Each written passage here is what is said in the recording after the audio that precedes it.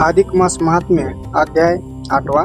श्री गणेशाय नमः, श्री सरस्वतीय नमः, श्री रामचंद्राय नमः, श्री रुक्मिणीवरा पांडुरंगा दिनोद्धारा कृपासागरा करुणाकरा वेदोद्धारा दीनबंधो अनाथनाथा दया सिंधो करुणासागरा दीनबंधो कृपा कटाक्ष अवबोधो ग्रंथारंभी वेदो लागोपै श्री गुरु वाच भगवन भवता पौगहारिन्ना नंद विग्रह मलमासेत्व शक्ताना स्नानादो की शुंभम नरना। ऐका आता श्रोतेजन, लक्ष्मीनारायण संवाद जाण जे करीती समग्र कथन होय निरसन महापाप। लक्ष्मी वदे हो पुरुषोत्तम आगाध तुमचा महिमा जो ऐकता कर्मा पासाव मुक्त होती। तरी आता प्रश्न एक, स्वामीराय ऐसे एक शरीर जारी आसक्त न गडे देख स्नान विधी जया ते मुख्य नाही स्नान तयाने काय करावे दान तरी निर्फळ तो जन्मोन उभार केला तेने पै तरी ऐसे याची कवन गती मज निवेदावे कृपामूर्ती जेने तरुणोपाय प्रणिया प्रती घडे सद्गती अनयासे षष्ठवाच शरणु साध्वी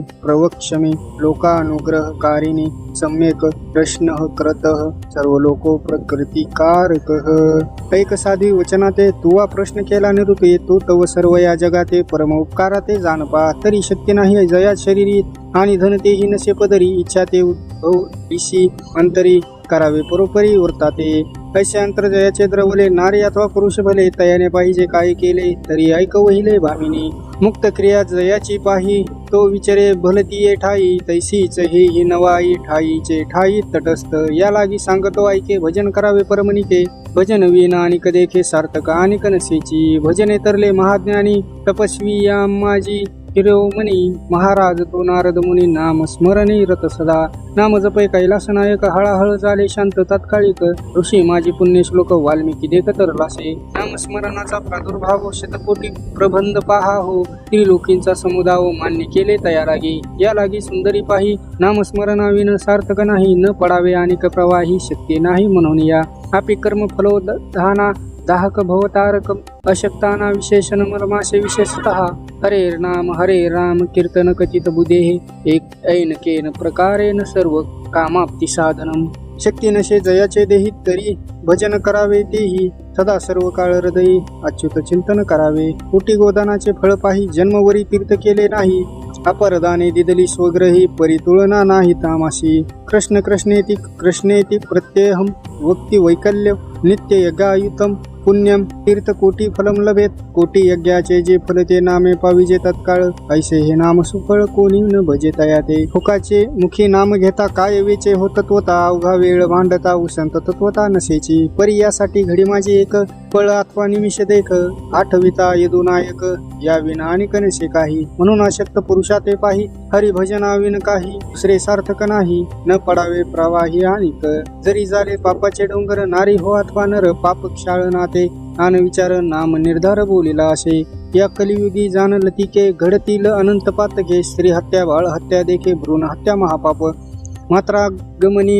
मात्र हत्यारी भगिनी श्रुषागमनी निर्धारी शेखी तयाचा जो वध करी पापे अघोरी या नामे गुरुहत्या पितृहत्या जाण गोहत्या अभिलाषी जो धन मांसाहारी मध्यप्राशन तिथे जाण विपराशी हे महापापे सांगितली शूद्र पापे नाही गणिली नामे नाश होती सकळी जेवी होळी त्राणाची ऐते चानेच पापिष्टा महापाप मृतश्चये सर्व पापे हे प्रमुच्यते कृष्ण रामे कीर्तनात आपुलेनी न करवे नामोच्चार तरी दुजिया ते करावा सोपस्कार अथवा पुराण श्रवणी क्षणभर जाऊन या बैसावे अवघा वेळ संसार धंदा करिता पुरसतीची नाही तत्वता तथापि क्षण एक पाहता अवकाश कीजे सज्जने अमूल्य नरदेहाची प्राप्ती कोटी विंचिता नये एक घटी आयुष्य तसे उठाउठी म्हणून पुण्यासाठी पैकी जे घोरे कलियुगे प्राप्ते सर्व धर्म विवर्जिते हरि कीर्तन मे वात्र संपूर्ण फलदायकम हरे नामेव नामेव मम जीवनम कालो नास्तेव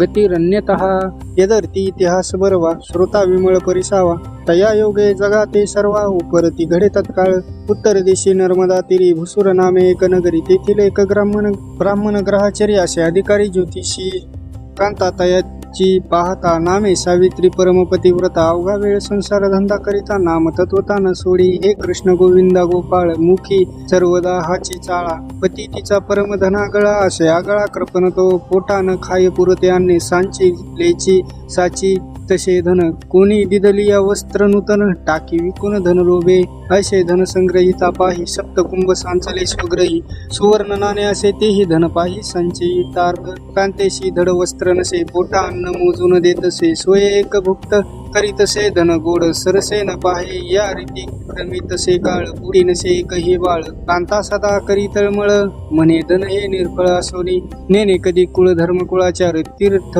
पर्वणी सणवार आसक्त सदा धर्माचार नेने प्रकार आणि काही काय करावे ऐसे अस नेने कधी सुग्रास ऐसियाचे दैवे सांगतीस कापा घातले मज लागी स्वग्रही तुकी आपदा परिपती ते नख मागे कदा नामहीन सांडी सर्वदा गोविंदा गोपाळा माधवा ऐसे वर्तता संसारी तव वर्तले नवलपरी ब्राह्मण गेलासे बाहेरी कृष्णे वळीते आणावया तयाचा नित्य हाची व्यापार पंचांग घेऊन बरोबर सदांचा तोरान भर जाय निर्धार रानाते ऐसे असता एके अवसरी एक शूद्र दुजिये ग्रामधिकारी मध्यान समयी पातला घरी म्हणे आहेत घरी भट्ट बाबा तव कांता आली धावत कोण म्हणून पुसत येरू वदे मी शूद्र निश्चित आमंत्रणार्थे पातलो आज माझी ग्रामी ब्राह्मण भोजन आहे धामी ऐसे म्हणून पातलो मी द्यावया आमंत्रण तरी बाबा आले या बाहेरून सत्वर धराडा माझी सजरी विलंबन लाविले ते क्षणी येता क्षणी धाडीजे ऐसे सांगून तो गेला तव दिवस संपूर्ण मात्यानं झाला तो सेवीची ब्राह्मण ही पातला कृषी भारा शिरावरी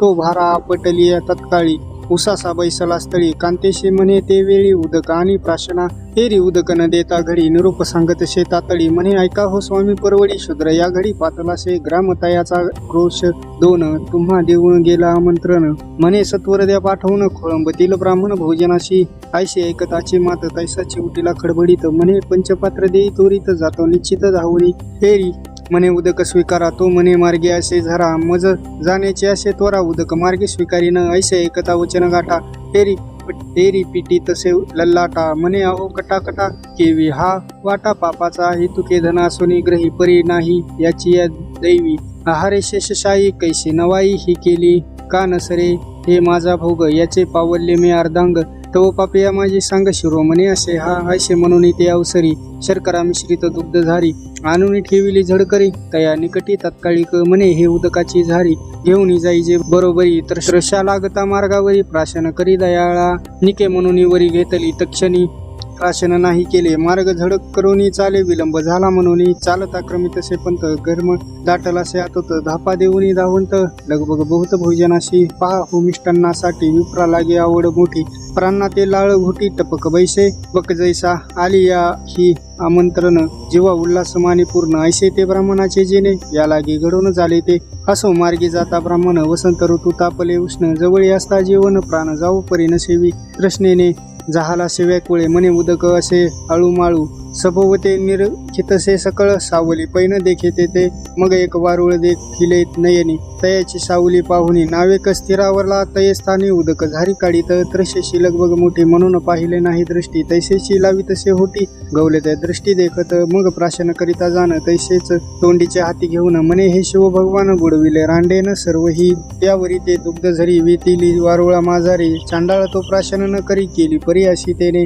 परिणाम स्मरणाचे महिमान कांता नित्य करीतसे आपण तयाचेने योग्य करून जाण फिरले अदृष्ट तयाचे एका पुष्करा सरशी ध्वनी निगती झाली तक्षणी हेरू दचकला अंतकरणे म्हणे हे तो करणीय घटित तया वारुळा माझी देख महाभुजंग असे भयानक तप्त शरीर पसरले मुख उष्णे एकच सण तप्त झालासे तव त्या वारुळा माझी दुग्ध झार पडली मुखा माझी घटघटून प्राशन करिताजी मना माझी संतोषला तत्काळ निघाला बाहेरी मनुष्य रूपे ते अवसरी फणा उभारून या श्री बोली ते अवसरे ब्राह्मणा ते मने कृपावंता तू गुण पर उपकारी या सगुण संतुष्ट केले मज लागून ये काळी सोमी राजा मने इच्छा असेल मानसी तो जी मागी जे आम्हापाशी संकोचन धरावा मानसी ब्रह्मदेवा महाराजा ऐसे तयाचे उत्तर ऐकून येरू परमदच कला म्हणे कवन बोले मनुष्यवाणी मागे परतुनी पाहे तया ते तव पंचफना मस्तकावर ते मनुष्यवाणी बोले त्याते ऐका श्रोते हो म्हणे आपण असा कवन मस्तकी फणा दारून जाण बोलता मनुष्य ऐसे वचन की जे निवेदन मज लागे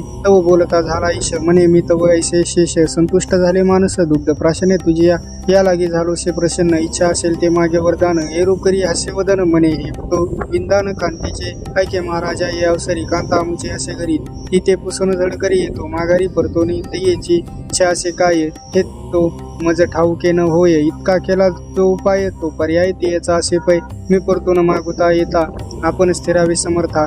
हेरू तथास्तु म्हणून तत्वता झाला परतता. ब्राह्मण कैची संध्या कैचे स्नान तेथे कैचे भोजन पान. दिदले सोडून आमंत्रण आला परतून निजग्रही. धावत पळत लगबगे ग्रही पातला लागवेगे. दोरदेशीहून म्हणे कोठे गे घर बुडवणी पापिष्टे. ऐसा पती शब्द ऐकता धावत आली पतिव्रता. चरणावर ठेवून माता अपराध समर्था. क्षमा करी नमन ऐसे ओढण दुजे न देखे पैजान. तत्कालची शांत होऊन क्रोध निघून पै गेला. मग समूळ वृत्तांता ते सांगता झाला ते येते. तू दुग्ध झरी निरुते दिदली प्राशना मज लागे. उदक म्हणून पै दिले क्रोधे मी तो नसो प्राशिले. म्हणून वरळी उलंडिले ते प्राशले भुजंगे.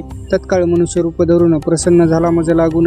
उसावया तुझ कारणे आलो धावून तत्काळी. तरी काय इच्छा असेल मानसी तिची माग तू तयाशी. ऐकून यायसे या वचनाशी येरी मानसी चाकाटली. म्हणे नवल केवढे जाहले आमंत्रणे सोडिले. बोलत तसे ऐसे या बोले सत्यमित्या हरिजने. विचार करून निज म्हणे तुकीची मागे जे तया लागुनी. जे दिले असे तेची देऊनी मनोरथ पुरवावे. ही तुकीची मागा स्वामी आणि कनसे काही उर्मी. तथास्तु म्हणून स्वागमी परता आला तत्काळ. येऊन नमैले शेषराजा म्हणे ऐके वचन महाराजा. कांतेचे मानसी जे चोजा श्रवण करी आदरेशी.